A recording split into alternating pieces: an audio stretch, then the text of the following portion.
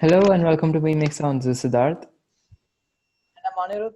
And today we have a guest with us, a friend of mine, a friend of Anirudh's, and a mutual friend of mine, Yerdana. So, Yerdana, you want to introduce yourself? Oh, yes, please. My name is Yerdana, and I will be studying at UBC. I'm super interested in tech, especially in motorsports, and I'm from Kazakhstan, which is a country in Central Asia.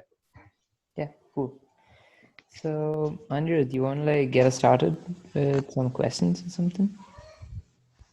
Okay. So, Yerdana, just tell me something about your interests in general, elaborate on that.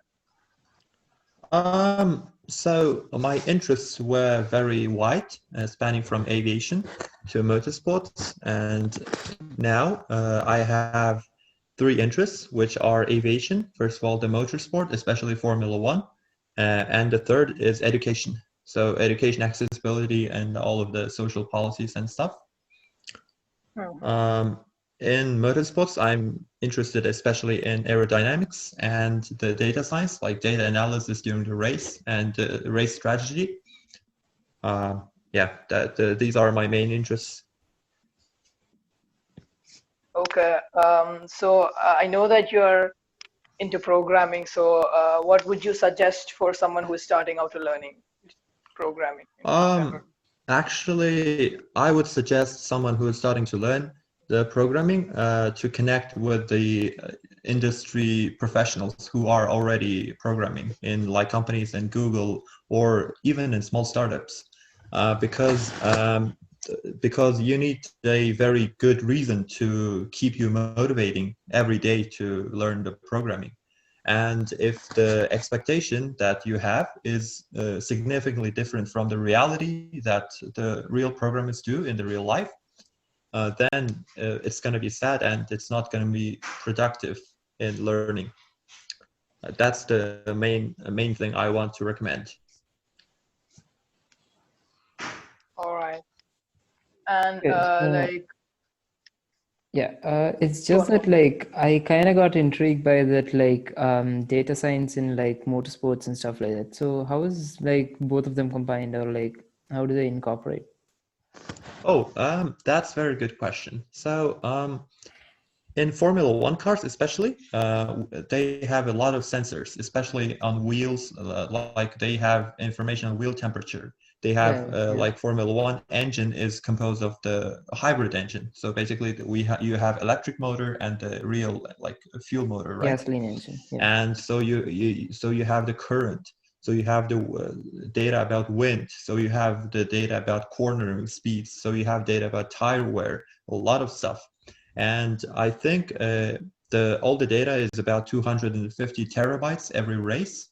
So if you can optimize the data by using algorithms or by, let's say, if you can build a program that will run the wind turbine, like a wind tunnel in simulation mode, like CFD, it's called computational fluid dynamics. You can save a lot of money on not building a real wind tunnel. So this is how data science and especially artificial intelligence is developing in Formula One teams. Oh, okay, that's really interesting. And I have two questions for you. So you mentioned 250 terabytes. So is that number for one specific race car or like all the cars combined in that race?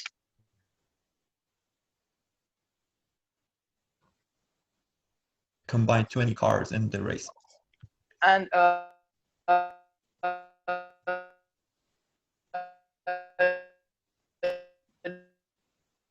do you see this ball or? So you have the field especially dedicated, like it's called sports analytics or sports analytics. So in autosports and crickets, especially teams hire data scientists to coach their players how to beat, how to hold the, let's say, cricket ball, or how to, let's say, run efficiently, or even in trading or in in betting sports, like to minimize or maximize the odds of winning of a certain team. You can hire a data analyst to have a certain expertise on that.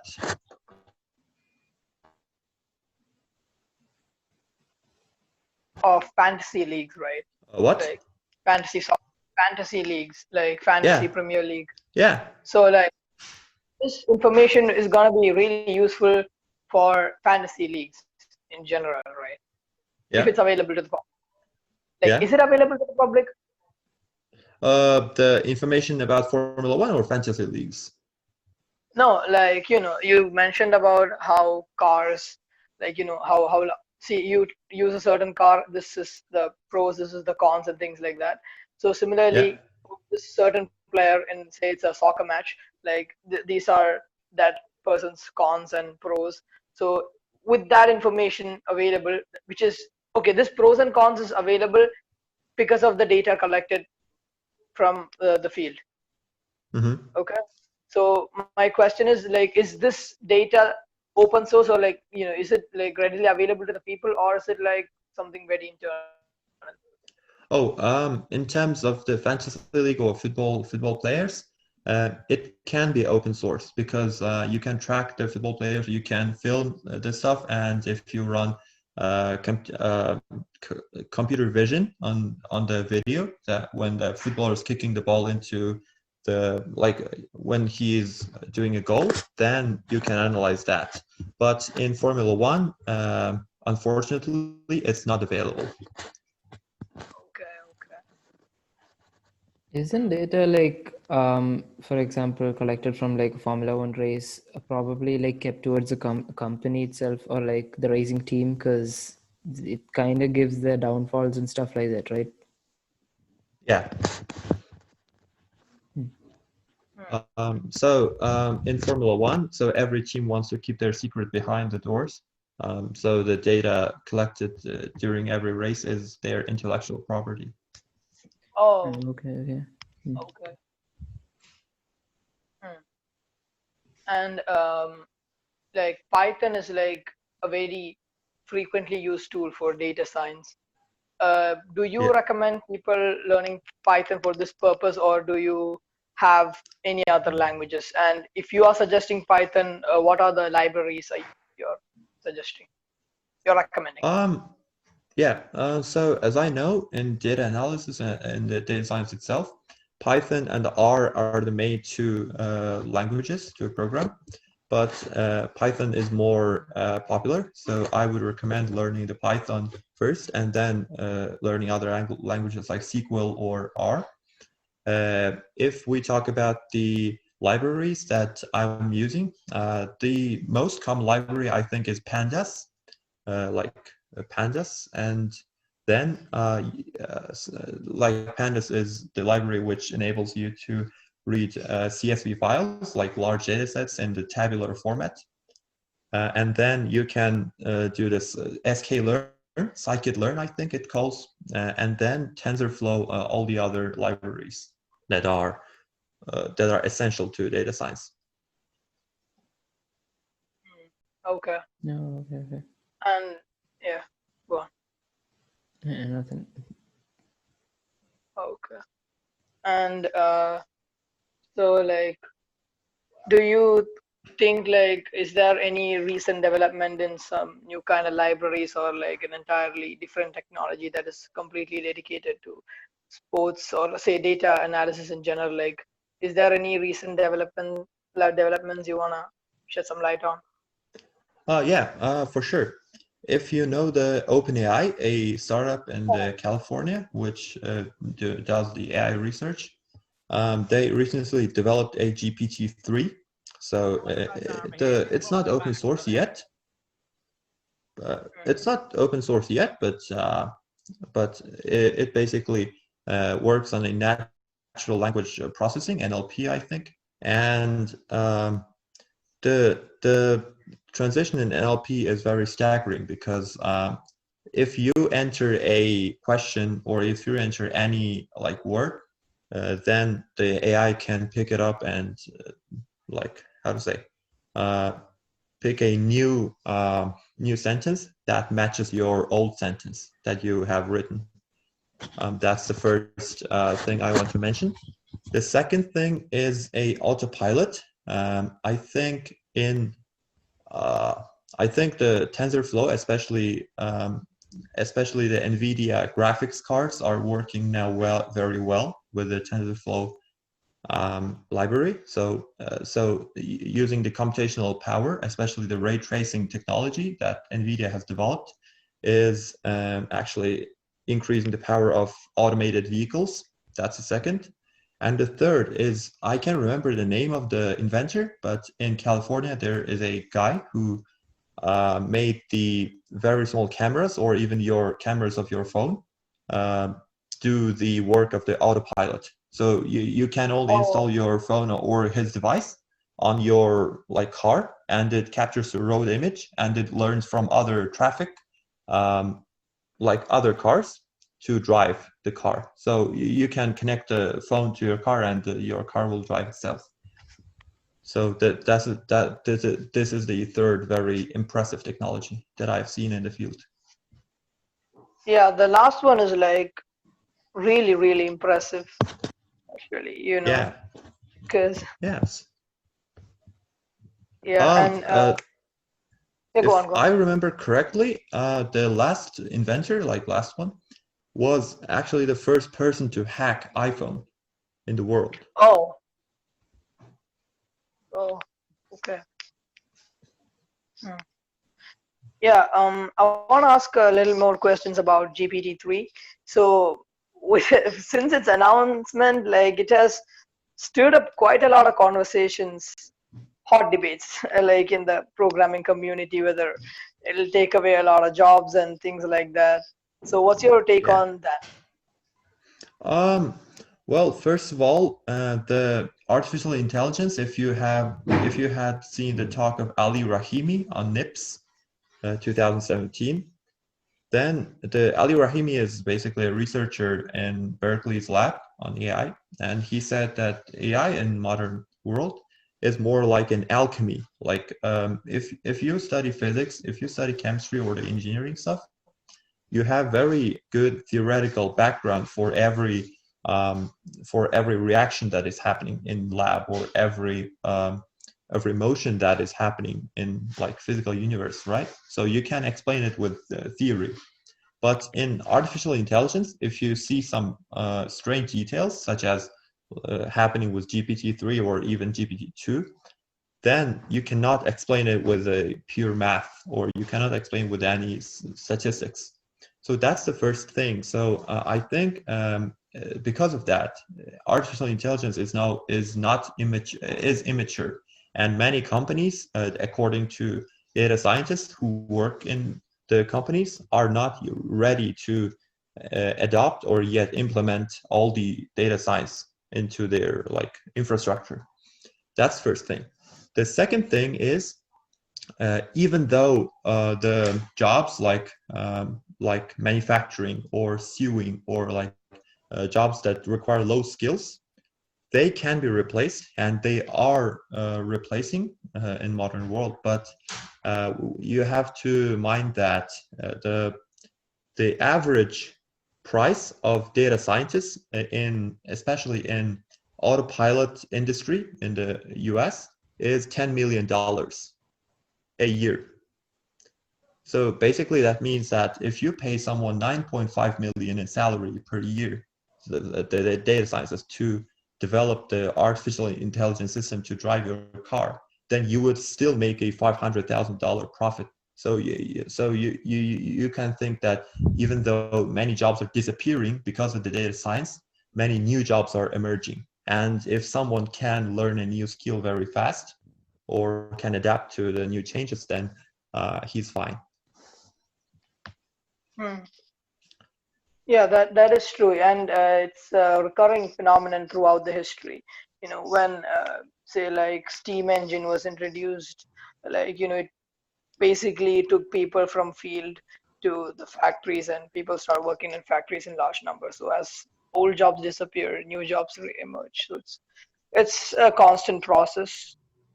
And anyways, I want to ask you about this thing that is pretty bothering to a lot of web developers. So you know that in CPD3 you can basically type whatever you want and it gives this code, right? Like say you want a big red button and it gives you like the CSS code for the big red button, right? Yeah. So that is like you know screaming at web developers like, yeah, you're gonna be replaced.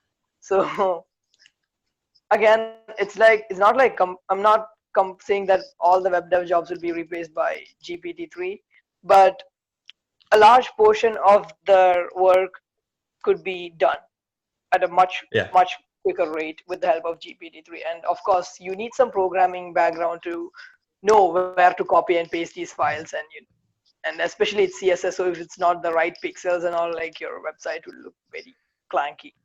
So, Hmm. but that particular aspect of you know getting the source code of a button, that see like, so what if kind some say like a couple more years there's this GPT-4, and then which would basically tell you, just tell them what website you want and it'll just make it for you, sort of like Squarespace, but it's much cheaper and things like that. Or it'll just give the source code to you directly. So do you think Hmm. web dev is being threatened by this recent development from OpenAI? It's hard to tell because first of all, if we there are two assumptions that I can make. The first of all is if we assume that the GPT-3 is now acting not as a threat for web developers, but as a help for web developers to minimize the tasks which are boring and maximize your efforts and time on tasks that require some high skills like creativity or problem solving skills, then the GPT-3 can save time just not to write the code for red button, right? That's first Yeah. assumption. But the second assumption is that some web developers in the world, and especially in the place where I live, earn their money by developing a code to a red button. And if you look at the government websites, especially in my country, the websites look very ridiculous, and were done by unprofessional web developers. And the GPT-3 in this case can replace those types of developers. That's the second thing. But in my opinion, the web development, even if the GPT-4 will have a algorithm for creating an entire new website, like you said, Squarespace, then web developers will find new challenges. Like, for example, how to increase the attractiveness of the website, because even if Hmm. you will move the certain like letter, if you even will do the certain letter bigger, then maybe clients will read more information in your website. Or if you made your address like how to say shorter or more prone to if you made your address more easily accessible, then it's also a profit. So I think web developers will focus on other things, and they will not how to say be threatened by GPT. Yeah, but these things you just mentioned right now, like increasing the attractiveness of the website, those are like say I have a stationery store and I want to build a website, and then there's this amazing tool like GPT-3 but can give me the source code of an entire website.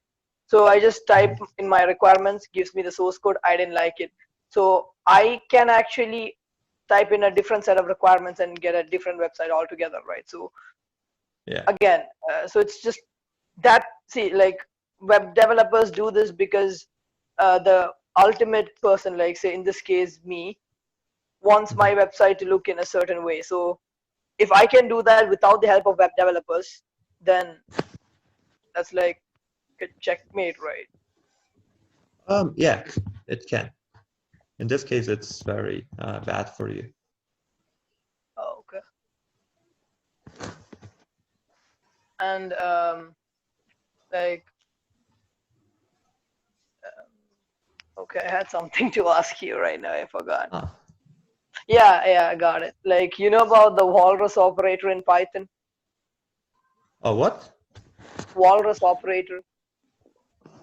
Waldist? Walrus. The animal walrus. Um, I'm not quite familiar with it, if honestly. Okay, okay.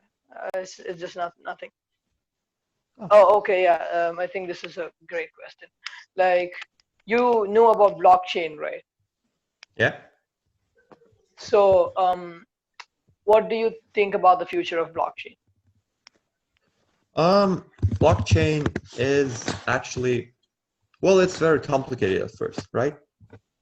So, so the idea of mining, like by every individual, is a little bit concerning, and I think we can find an analogy between the blockchain and a cryptocurrency, which are pretty much very similar things.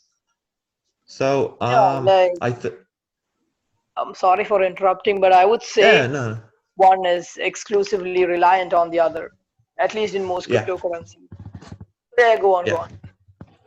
on. So I think first of all it needs some regulation from government because like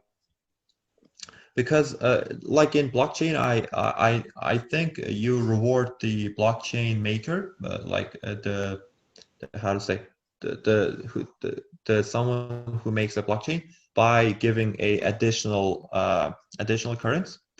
And in this case, like some guys may be cheating. If you know the game of casino, or the game where like 20 people sit and each people give like $200 to the bank that collects their money and just raises the percentage and gives them back $400.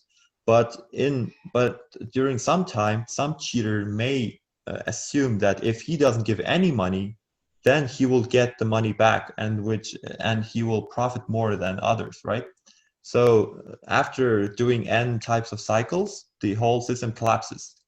And so that's the same with the human behavior. So it is not a secret that every human wants maximum profit from a blockchain or whatever they're doing. So if someone starts to pull the blanket to their side, then the whole system will collapse. And that's why I think the blockchain system needs a government regulation or some type of clarity, at least. But you need to have access over 50% of the members in the network, right, for pulling out such a thing. Like, Yeah, else, so again, 50% of a network is a very hard number to access. So even at a scale, say that this network has like 100 computers connected to it, you gotta hack into 51 of them at least at the same time and then agree it, and which is not an easy task for a regular hacker. So yeah, like that fact alone can protect itself, right? Like more the people, more the merrier in this case. Like so, um, so if say like a very good institution like say a bank or like a university or someone where there are a lot of members involved, like uh, just starts up a blockchain network, then it is essentially growing stronger each and every with the help of like see each guy gets admitted into the university, the blockchain network just got stronger.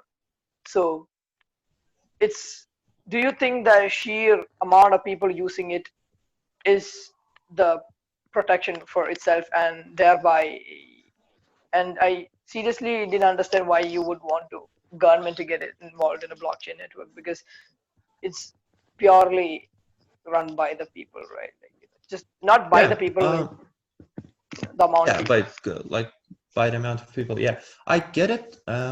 But the reason why I am proposing the government intervention is because if even if you must gain a 50% of the population permission to gain access to you can play games, right? Even if you're not a cheater, then how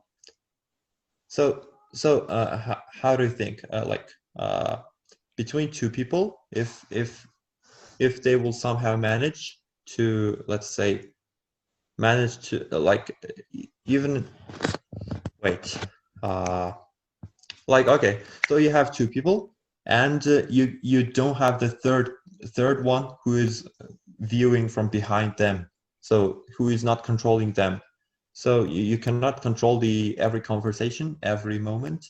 And even if the blockchain technology will grow, the technology itself worth a lot of money, right? So even if it will grow, then it will become a pretty big part of the economy. So in this case, if someone is profiting from blockchain, then the government needs to intervene because it's part of the economy of the government, and it will, how to say, directly impact the taxes and all this stuff. That would essentially mean taxing on cryptocurrencies, right? Oh yeah, but the idea itself was very stupid because I mean, cryptocurrencies are meant to be secure and meant to hide like the identity, right?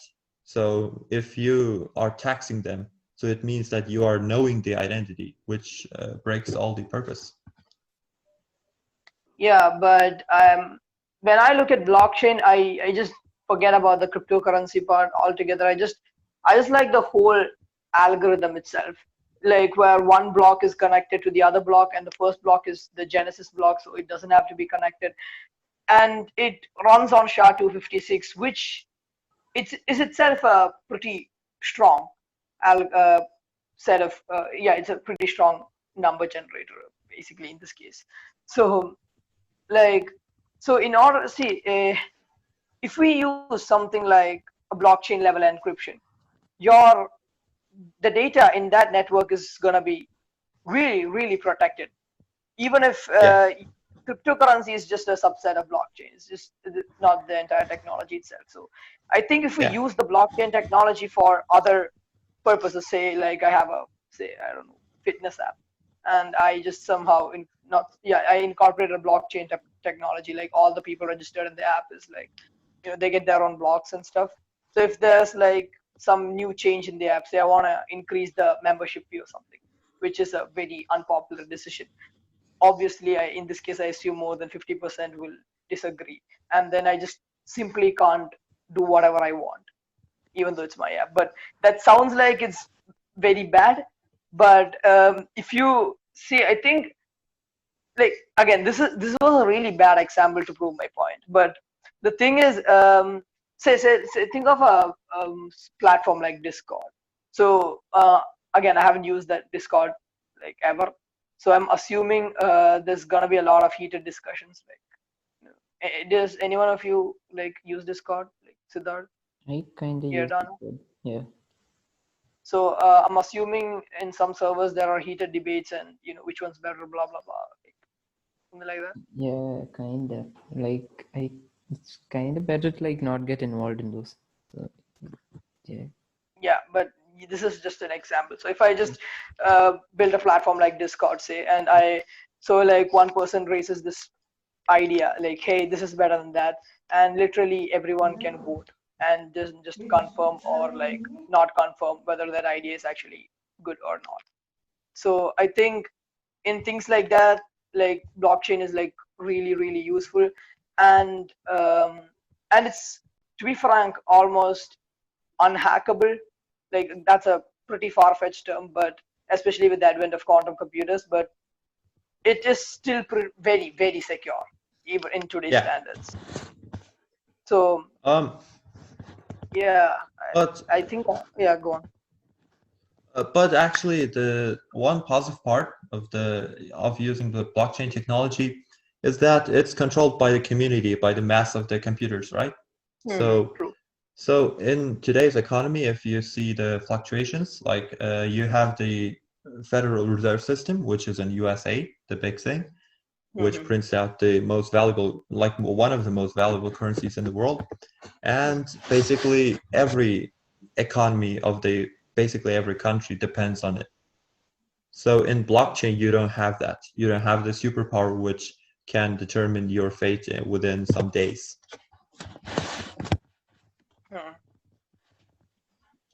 Yeah, yeah. So yeah, like, and I also think that like if we use blockchain for recording like really secret documents, or say like if you put the entire election online or something, like say this is imaginary country which is having an election, and just and then they're like, okay, everything's online, just download this app and then we'll do it.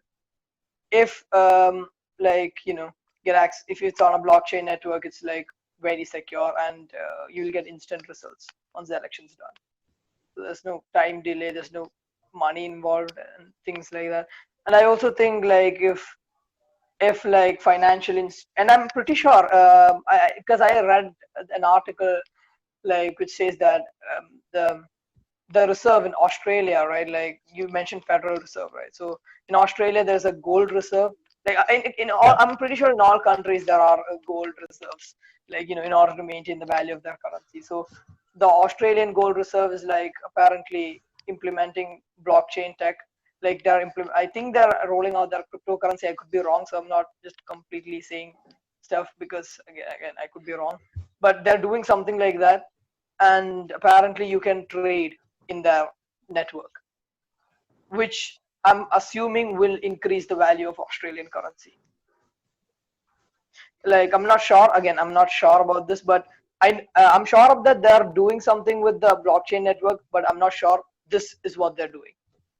So I think if more institutions like say governments or like very highly reputed institutions use blockchain, then it could result in a much lesser amount of leaks, especially like a lot of popular websites like yeah, I'm not gonna name any one of them. Like I'm pretty sure people have heard of passwords and account information being leaked from popular websites. So you Yeah. can prevent that with this.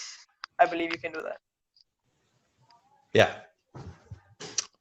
So at the end of the day, like if many countries will start to implement blockchain, it will increase the scope of the technology, and it's like many people who can lose their jobs can learn blockchain. That's very positive side. But yeah, I'm for information security, and I'm against the leakage of passwords and usernames from different websites. But at the end of the day, like companies such as Google and Facebook are too big to fail. So I read an article in which if you try to put a restriction on the data that they are collecting from you as an individual user, then you are basically like you're basically giving them less profits, because they are profiting mainly from advertisements on internet. Yeah, And true. more the leakage happens, the more they will benefit from you. Hmm, true. But yeah, I get your point. But I don't think Google requires Google. I don't think they're much. They have a lot more data. They I don't think they'll buy those leaked passwords and leaked account informations. But the thing is, again, if you restrict access to data for someone like Google, then I think they can charge you for Android, like how Microsoft charges you for Windows. So I mean, they are within their rights to charge you for that, and their services like which are essentially very good and free. For instance, like a subscription model for Google Maps or something like that. That will happen if Google doesn't get a lot of data, because at the end of the day they want to make profits. But I don't think they're just too big to fail. It's not that I have anything against these big tech companies. It's just that historically all the companies that were just too big to fail have failed at some point, and some of them are still alive today, but they are not as big as they were. One thing I can say, like this is a theory that I have, like one possible way YouTube could die is censorship. So you are aware that YouTube censors a lot of contents, right? Like if you Yeah. can't swear in your YouTube video, you'll lose the ad revenue. But on the other hand, if you're hosting your podcast on Spotify, you can swear and still get the ad revenue. So things like that will attract people to other platforms. Like for instance, live streaming. Twitch is still a very popular live streaming platform, and I'm pretty sure there are a lot more people streaming on Twitch on YouTube than on YouTube. And another big move is Joe Rogan. Yerdana, do you know this guy called Joe Rogan? No. So Joe Rogan like has the biggest podcast on the planet. It's called Joe Rogan Experience. So he recently signed a deal with Spotify, which basically says that just stream, pull all your contents from YouTube, Apple Podcasts, and like all the other sources where he has hosted, and then put them exclusively on Spotify, and he would get $100 million for doing that. And it's like for a certain time period, like this amount is for a certain time period. And from September 1st, all his content will be available only on Spotify. And Spotify has stated that he has a video content, okay, he has like a video version of his podcast, even that would be available on Spotify. So like all those, and Joe Rogan is like has like 10 million subscribers. He has like 2 channels, one of them has like 5 million, the other one has like 10 million. So those people are like definitely switching to Spotify, and a lot more people who haven't subscribed also, because this guy's podcast gets like around 180. I'm not exactly sure about the numbers, but 100% sure from 100 to 180 million, like in between 100 to 180 million listens a month. So so you're getting that much listeners just shifting to Spotify because of this thing. And Joe Rogan, he's like, you remember that Tesla stocks went down, right? Like because Elon Musk fought on a podcast like a couple of years ago. Yeah, that was his podcast. So he does crazy stuff in his podcast, and most of them, I don't think a lot of them get monetized. So he can do all these crazy stuffs in Spotify and it'll still get monetized. And the crazy part is you don't need to have a Spotify premium membership to enjoy Joe's content on Spotify once it goes there. So you can essentially download the app, register on Spotify, and you're good to go. And this move, okay, when he signed this deal, Spotify stocks went up like by $30 or something, and the overall valuation of the company increased by $5 billion. So technically speaking, Joe Rogan is worth $5 billion to Spotify. So this is a Joe Rogan. Now imagine if some big player did this to PewDiePie, who is like the biggest YouTuber, who is single, like, he's not a company, like it's a single guy doing. So just imagine things like that. So I think censorship could kill YouTube unless YouTube figure out some other way. And this is not the case with Spotify. A lot of people pay for Spotify Premium, and when that means Spotify doesn't have to rely on ads from other companies. And even though Spotify doesn't register profits continuously in all quarters, they do register profits in some quarters, so which is a good sign for a startup. So like, I do think that Spotify has the potential. See, like when they introduce the video format, like that could mean that all these music videos that is hosted on YouTube, right? Like that could easily go back to Spotify as well. So, and a lot of music listeners use Spotify, and that is one possible way YouTube could die. And other streaming services could implement something like this, pay exclusive deals to content creators and essentially leave YouTube in this very weird zone. So yeah, that's one way YouTube could die. Again, this is my theory, but yeah, like if YouTube doesn't do anything about the ad revenue pretty fast, I believe pretty fast, there could see some. We could see some really, really good moves from all these other companies, and it would level the playing field, I guess. Hello. Yeah. Yeah. Actually, it's a very interesting idea because in the recent times, if you have noticed, the advertisement in YouTube videos went up. Like if 1 year prior to this conversation, if I had seen one advertisement per video, then I will see four per video now. And Yeah, YouTube is yeah. constantly wanting me to sign up for their YouTube Premium membership, Yeah. which is Mhm. very expensive. And I think YouTube is. I'm not for Google. I'm not for YouTube. I'm not supporting any of that. But I think YouTube is trying to create a create an audience which is loyal to the YouTube, such as the audience of the Apple, which is loyal to the Apple brand. Mhm. Yeah, an So ecosystem. by Mm, yeah, yeah. so by like Spotify is trying to be mass free, like for the mass market, but YouTube maybe wants the audience who can pay, and maybe then YouTube will start to show the ads of automobiles or houses or like very expensive stuff, which ordinary people cannot afford to. And I've seen from one YouTuber that the advertisement of cars pays the most money to YouTubers. Oh. And if you have the audience who are not kids, who are not college students, who are not broke people, and who are from wealthy European or American nations, and then Mhm. you show them the advertisement of a new like Bentley, then you will receive a lot of revenue from the advertisement, as opposed to the advertisements of like let's say a bottle of drinking water or like even community service. Yeah. That is true, and you're right about the number of ads being shown per video. It's just skyrocketed in the past couple of months, and I'm pretty sure it's because of the pandemic. So people are just logged in their homes. So when people are in their homes most of the time, they switch on to YouTube and Netflix and things of that sort for entertainment.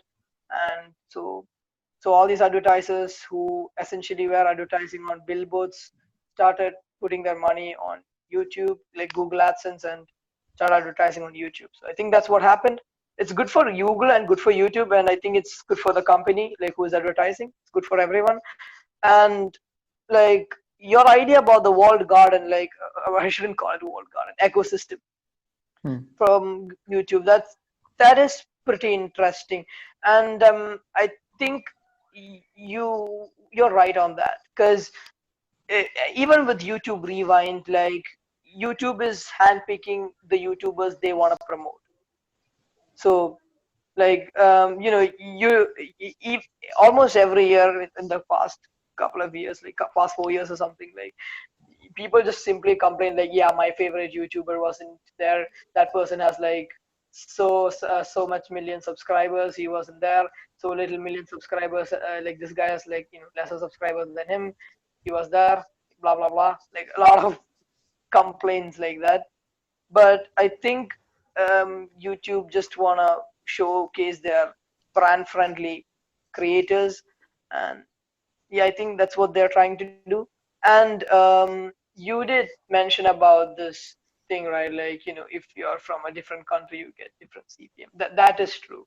Like, even with this podcast, I think it's true with this podcast as well. Like, and you get the most amount of money if your viewer, like if your audience is an American aged between 18 to 25. That's like the most amount of CPM pays for, because you're in the market who has the time and energy. Like if you can't afford that thing, you take some extra shifts and buy that thing, and like you're in that sweet spot. Like if you have a YouTube channel and like your audience is American 18 to 25, then you're gonna make a lot of money. mm. Yeah, exactly. Yeah. And I know this has been pretty long, but I just want to ask you a couple more questions. Are you free? Like, do you have to go or something? Free to date someone or what? I just asked you, like, I want to ask you Okay, a I'm couple just more. kidding. Yeah. Yeah, please. Yeah. You know about Neuralink, right? Yeah. So again, a lot of people will be simply terrified by hearing the first sentence, like, implanting something on your brain. So like, I just want to ask you, is Neuralink yay or Neuralink nah? Um, I think it depends on the person because first of all, the technology itself, how it works is you implant the electrodes to your brain cells. And it means that the electrodes and the physical stuff will penetrate the skin, which is basically the main organ, which protects us from the bacteria, viruses, from all the stuff that should not be in our body. That's the first danger. But if you think about those who cannot see, those who cannot hear, those with impaired like vision, with impaired like some motoric, how to say, with some deficiencies, Yeah. then the Neuralink could be a great solution to them because I mean, if you can transform the electrical signals to your brain and like have the feedback from your brain, then it means that if your sensors fail, then you can hear, you can smell, you can do all the other stuff, and you can live with a great life. So this is, I think, the primary audience of the Neuralink. And the rumors that AI or robots will take over the humans, then they will control their brain, is, I think it's not accurate because that's not how Neuralink works. So in the first versions, I think Neuralink just acts as a hearing aid or acts as a acts as a remote computer within your brain. So it just does a basic computing stuff and aids your brain, and that's all I know. But I think I mean, with every rumor that like 5G is transmitting the coronavirus, or Bill Gates wants to have all of us have a chip in our bodies, is not accurate because, first of all, those kind of rumors, they do they are most likely to be on Facebook pages with content such as parents of school children who are very concerned about the health of their kids, those who those who are elder and they are concerned about their health. And I mean, they are targeting just people without any scientific knowledge to how to say to let them believe that this is happening. But the problem is, I have researched this topic as well, and the problem is that those who support vaccines, those who support like 5G technology because of the faster internet, and those who support Neuralink, if you imagine the clusters, like if you imagine the clusters being formed within like every single how to say, every single persona on the Facebook, then those clusters that support the vaccine, that support all the good stuff, are located very far apart from the clusters where people believe that 5G can cause coronavirus and other things. So the problem is that the people with opposing like views on the coronavirus or on the vaccine do not talk with each other. And the rumor that like 5G causes coronavirus spreads faster than the rumor that vaccine saves lives. So this is the biggest problem with the Neuralink. So because mostly the pro-vaccination group, the pro-5G group, is a scientific group, like those who know the science, those who are educated, and those who like do the research. They cannot, how to say, they cannot explain the terms in simple words to the mass public. That's the first. The second is that those who do the propaganda of 5G, the chips that Bill Gates wants us to have, they target the groups who are most vulnerable, and it's the same with Neuralink. Yeah. And you heard the recent development, right? Like about Neuralink being working implanted in a pig. Yeah. Like, yeah, yeah, like it's really fascinating, and there is, I don't know whether, I'm pretty sure Elon Musk must have said this. Like again, the source from which I've heard this info was not very credible. So just correct me if it's not something that has actually been stated. Like, I've heard rumors that like Elon Musk has apparently said that, like, through Neuralink he can stream music directly into our brains. Like, is it true? Did he say that? I have absolutely no idea because I didn't read about anything of that sort in the article. Oh, okay. And Siddharth, like, Yeah. you have free time, right? It's been quite some time now. No, that's cool. It's cool. Yeah, I just want to check on that as well. So yeah, like again, that's like I knew this was coming to that stage, with Neuralink, but I didn't think we'd reach there this soon. Like, streaming music directly So into far your with brain. like the recent article, recent development, what happened was like essentially the Neuralink, the chip will like detect the brain waves while like the certain animal here, the pig, was like Mhm. eating or like moving around, something like that. Like Oh, it came up with like precision updates and stuff like that. mhm. Yeah, yeah. Like Yerdana said, this could be really handy for the needy. Yeah, yeah, true.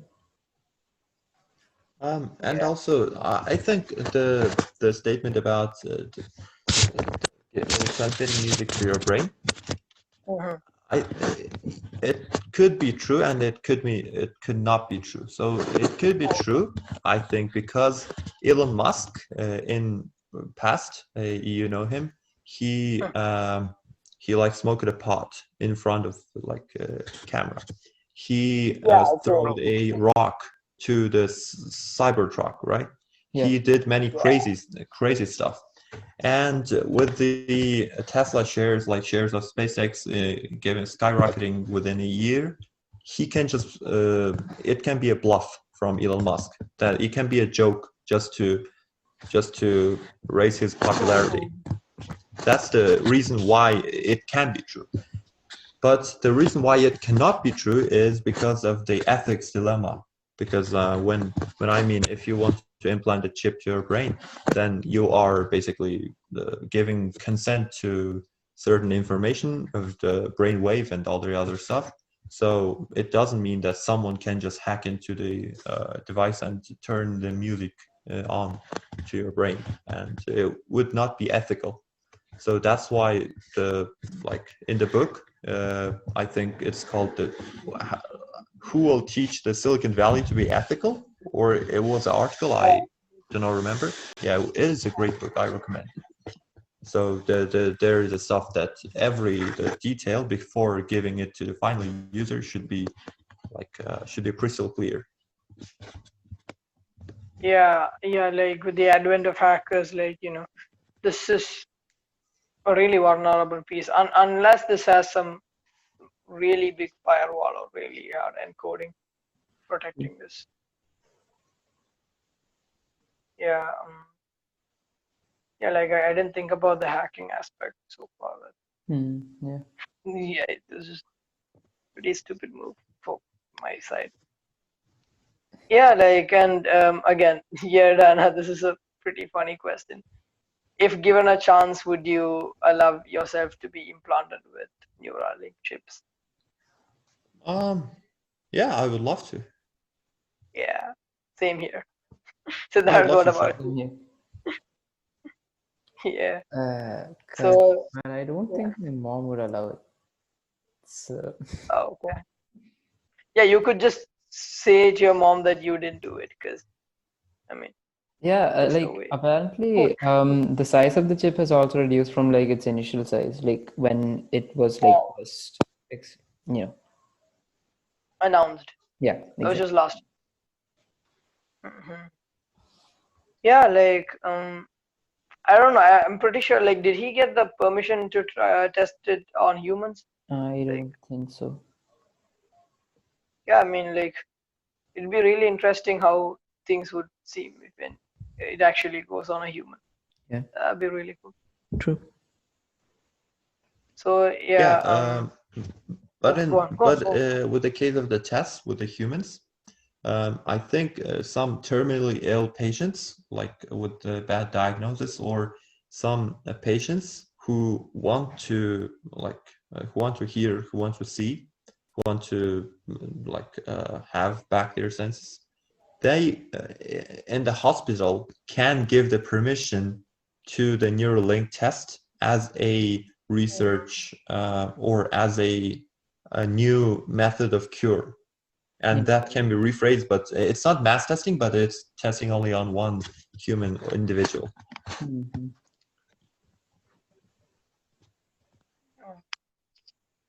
Yeah, Like a really that's valid good. option, because I kind of think that with like the initial phases of Neuralink, it's going to be mainly aimed at like people who've like suffered terminal illnesses or motor disorders or something like that.